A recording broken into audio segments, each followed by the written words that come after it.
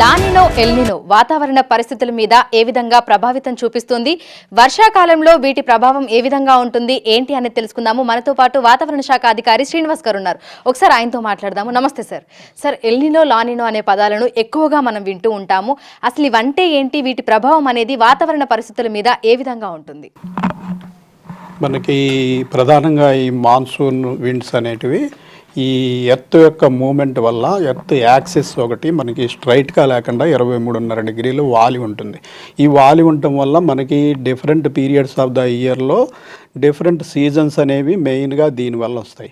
ఈ సీజన్స్ కూడా ఏంటంటే ఈ గ్లోబల్గా ఉన్న ఎర్త్ మీద ఈ సూర్యరశ్మితోటి వేడెక్కిన సిచ్యుయేషన్ డిఫరెంట్ పొజిషన్లో డిఫరెంట్గా ఉండటం వల్ల ఒక ప్రదేశం నుంచి మరొక ప్రదేశానికి విండ్స్ జనరేట్ అయ్యి, ఈ విండ్స్ ఏంటంటే సముద్ర ప్రాంతాల నుంచి వచ్చిన విండ్స్ చాలా తేమను తీసుకురావడం వల్ల ఇటువంటి పరిస్థితి ఉంటుంది. ప్రత్యేకంగా మన ఇండియన్ మాన్సూన్ గురించి చేసినట్టయితే ఇండియన్ మాన్సూన్లో మెయిన్గా ఏంటంటే మనకి సమ్మర్ పీరియడ్లో నార్త్ ఇండియా, ఇటు పాకిస్తాను, ఆఫ్ఘనిస్తాను సైడు బాగా హీటింగ్ వల్ల ఇక్కడ లో ప్రెషర్ ఏర్పడుతుంది. ఈ లో ప్రెషర్ ఏర్పడినప్పుడు మనకి సదరన్ హెమిస్ఫియర్, మనం ఈక్వేటర్ దాటి కిందకి పోయినప్పుడు ఈ కిందలో మనకి ఈ మస్కారెన్ ఐలాండ్స్ అన్న ప్రాంతంలో పెద్ద హై ప్రెషర్ ఉంటుంది.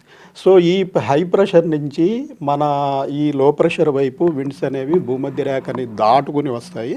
ఈ దాటుకుని వచ్చినప్పుడు ఇవి సముద్రాల మీదుగా హిందూ మహాసముద్రము, ఈ బంగాళాఖాతము, అరేబియన్ సముద్రాల మీదుగా వచ్చినప్పుడు చాలా తేమను తీసుకొచ్చి మనకి ఒక 4 నెలల పాటు ఈ మాన్సూన్ అనేది కంటిన్యూ అవుతూ ఉంటుంది.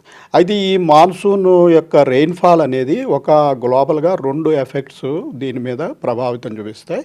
ఇవేంటంటే మన ఈఎన్ఎస్ఓ అని ఒకటి అంటాము, అలాగే సదరన్ ఆసిలేషన్ అని ఒకటి అంటాము. ఈ ఈఎన్ఎస్ఓ సదరన్ ఆసిలేషన్ అంటే ఏంటంటే ఈ పసిఫిక్ మహాసముద్రంలో ఉన్నటువంటి టెంపరేచర్ డిఫరెన్సెస్ వల్ల కూడా మన ఇండియన్ మాన్సూన్ ఎఫెక్ట్ అవుతుంది. ఈ పసిఫిక్ మహాసముద్రంలో మనకి ఈ పశ్చిమ తీరంలో పశ్చిమం వైపు మనకి వామ్ వాటర్స్ ఉండి, ఈ తూర్పు వైపులో కోల్డ్ వాటర్స్ ఉన్నప్పుడు జనరల్గా మనకి ఈ ఎల్నినో సిచ్యుయేషన్ అనేది ఉంటుంది. అట్లాగే మనకి ఇటువైపు చూసినట్టయితే ఇప్పుడు మనము ఈ ఆస్ట్రేలియా సమీపంలో మనకి ఈ పసిఫిక్ వాటర్స్లో ఉన్నటువంటి టెంపరేచర్ కనుక ఎక్కువగా ఉన్నట్టయితే అది మనకి ఇండియాకి వచ్చేటటువంటి ఈ మాన్సూనల్ ఫ్లో మీద ఎఫెక్ట్ చూపిస్తుంది. దీన్ని మనము ఎల్నినో పరిస్థితి అంటాం. ఈ ఎల్నినో పరిస్థితి వల్ల ఏమవుతుందంటే ఇటు ఆస్ట్రేలియా ప్రాంతంలో విపరీతమైన వర్షాలు పడి మనకి వర్షపాతం అనేది తగ్గిపోతూ ఉంటుంది. అదే ఈ టెంపరేచర్స్ కనుక తగ్గినప్పుడు మనకి ఈ ఫ్లో అనేది మన వైపు ఎక్కువగా వచ్చి మన మాన్సూన్ మరికొంత పుంజుకొని మరిన్ని వర్షాలు పడే అవకాశం ఉంటుందన్నమాట. దీనికి తోడు మరొక ఫ్యాక్టర్ ఉంది. ఇదేంటంటే మనకి పసిఫిక్ మహాసముద్రం తర్వాత మనకి ఇండియన్ ఓషన్, హిందూ మహాసముద్రం మీదుగా ఈ గాలులు వస్తాయి. హిందూ మహాసముద్రంలో కూడా మనకి ఇండియన్ ఓషన్ డైపోల్ అనేది ఒక సిచ్యుయేషన్ ఉంటుంది. అంటే ఏంటంటే హిందూ మహాసముద్రంలో కూడా ఈ పశ్చిమాన మనకి వేడిగా ఉండి సముద్ర ప్రాంతం, ఈ తూర్పు తీరంలో చల్లగా ఉన్నప్పుడు మనకి ఈ పాజిటివ్ ఐఓడి కండిషన్ అంటాం అనమాట. ఈ పాజిటివ్ ఐఓడి కండిషన్ ఉన్నప్పుడు మనకి రెయిన్స్ ఎక్కువ పడుతుంటాయి. అట్లా కాకుండా మనకి ఇటు హిందూ మహాసముద్రంలో తూర్పు వైపున టెంపరేచర్లు ఎక్కువ ఉండి పశ్చిమాన తక్కువ ఉన్నట్టయితే అది నెగిటివ్ ఐఓడి కండిషన్. ఈ నెగిటివ్ ఐఓడి కండిషన్లో మనకి వర్షపాతం తక్కువ ఉంటాయి. ఓకే. సో మనకి సాధారణంగా ఈ గరిష్ట ఉష్ణోగ్రతల ప్రభావం అనేది కూడా వీటి మీద ఎఫెక్ట్ చూపిస్తుంది అనుకోవచ్చా సార్? దీనికి మన దేశంలోని టెంపరేచర్స్ కంటే గ్లోబల్గా ఉన్నటువంటి సిచ్యుయేషన్ ప్రధానంగా ఇవి ఏంటంటే గ్లోబల్ సిచ్యుయేషన్స్ ఇవి. అంటే హిందూ మహాసముద్ర ప్రాంతము, పసిఫిక్ మహాసముద్ర ప్రాంతంలో ఆ ప్రాంతంలో ఉన్న టెంపరేచర్ల మీద ఎక్కువగా పడి ఉంటుంది. సో దీని మీద మెయిన్గా మన భారతదేశంలో ఉన్న టెంపరేచర్ల మీద ఇది ఆధారపడి ఉండదు. అయితే ఒక్కొక్కప్పుడు ఈ ఎల్నినో వచ్చినప్పటికీ మనకి ఈ ఐఓడి అన్నది కనుక పాజిటివ్గా ఉన్నట్టయితే ఇది చాలా వరకు ఆ ఎల్నినో ప్రభావాన్ని తగ్గిస్తుంది. అదే కాకుండా కొన్ని సంవత్సరాల్లో ఏంటంటే మనకి పాజిటివ్ ఐఓడి అలాగే లానినా ఈ రెండు కూడా మన మాన్సూన్కి చాలా పాజిటివ్.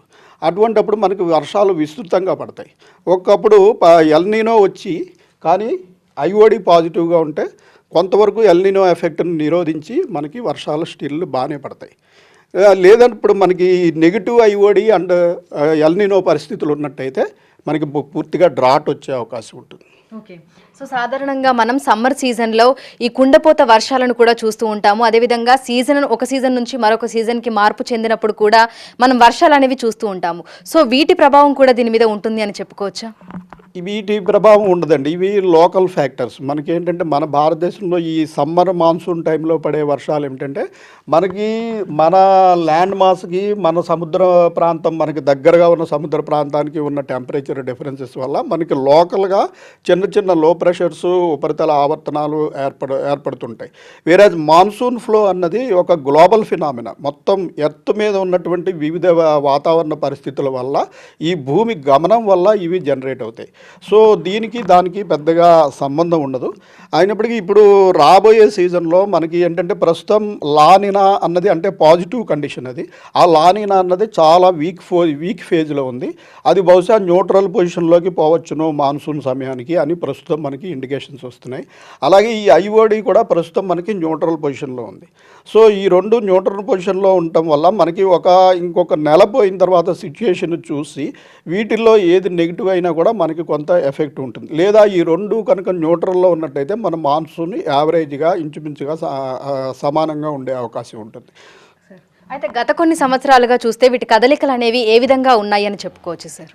ఇప్పుడు గత 2-3 సంవత్సరాలు బట్టి మనకి ఈ లానినా కండిషన్ ఎక్కువగా కొనసాగుతోంది. అలాగే మనకి ఎల్నినో కండిషన్ వచ్చినప్పటికీ అది మెయిన్ మాన్సూన్ పీరియడ్లో రాలేదు. మనకి మాన్సూన్ పీరియడ్లో మనకి 2019లో మనకి బాగా స్ట్రాంగ్ ఎల్నినో ఉన్నప్పటికీ కూడా మనకి ఈ పాజిటివ్ ఐఓడి కండిషన్ వల్ల మనకి పెద్దగా ఎఫెక్ట్ కాలేదు. సో ఈ రెండు కండిషన్లు పాజిటివ్ ఉండడము లేదా ఒకటి పాజిటివ్ ఉండి ఒకటి నెగిటివ్ ఉండడము ఓవరాల్గా వీటి వల్ల మన ఇండియన్ మాన్సూన్ అనేది ఎఫెక్ట్ అయితే ఉంటుంది. సో అవి వీకెన్ అయినప్పుడు అది మన భారతదేశం మీద ముఖ్యంగా తెలంగాణ మీద ఎటువంటి ప్రభావితం చూపిస్తుంది? న్యూట్రల్గా ఉన్నప్పుడు ఏ విధంగా ఉంటుంది సార్? మనకి ఇది మాన్సూన్ అనేది గ్లోబల్ ఫినామినా కాబట్టి ఒకవేళ మాన్సూన్ ఫ్లో తగ్గినట్టయితే ఓవరాల్గా భారతదేశం మీద అలాగే తెలంగాణ మీద కూడా ఇంచుమించు ఒకేలాంటి ప్రభావం ఉంటుంది. ప్రస్తుతం దీని గురించి పూర్తిగా మనకి ఇంకా ఫోర్కాస్ట్ కంప్లీట్ కాలేదు. మనకి మే 2nd వీక్ నాటికి మనకి ఎల్నినో కండిషన్ ఉంటుందా లానినో ప్రస్తుతం అయితే రెండు న్యూట్రల్లో ఉన్నట్టు లెక్క. మనకి ఈఎన్ఎస్ఓ కండిషన్ న్యూట్రల్లో ఉంది, ఐఓడి కూడా న్యూట్రల్లో ఉంది. సో ఈ వీటిల్లో ఏంటంటే ఏది ఎల్నినో వచ్చి అలాగే ఐఓడి కూడా నెగిటివ్లోకి పోయినట్టయితే పూర్తిగా మనకి నెగిటివ్ సిచ్యుయేషను.